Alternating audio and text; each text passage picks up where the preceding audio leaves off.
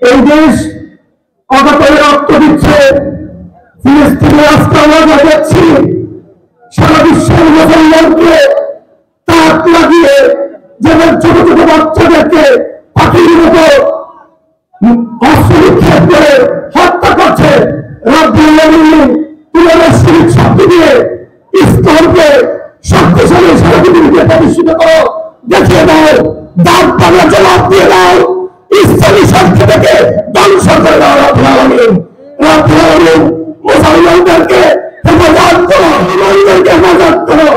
আজকে তোমার এত শক্তি, বিশ্বের মুসলমান তোমার দিকে তাকিয়ে আছে, তাদেরকে হত্যা করছে। যারা শিশু জন্মগ্রহণ করেছে তাদেরকে হত্যা করেছে। আমার বিশ্বাস আর কত রক্ত গেলে তোমার আওয়াজ কাঁপে, যে আওয়াজের কাপড়ে সারা বিশ্বে ইহুদিদের নাশকতাদের ধ্বংস করা হবে।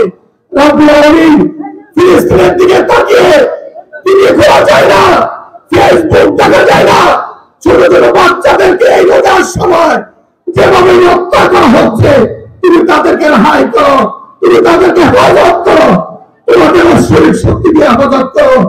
আজকে ইসলাম সারা বিশ্বে বাস্তবায়ন হয়ে যাচ্ছে। বিশেষ করে আপনারা যারা এখানে উপস্থিত হয়েছেন, আপনাদের কাছে এই রমজান মধ্যে একটা কথা বলবো, আমি শান্তিপ্রিয় লোক, আপনাদের কাছে ওয়াদা করে যাই, আমি শান্তিতে বিশ্বাস করি।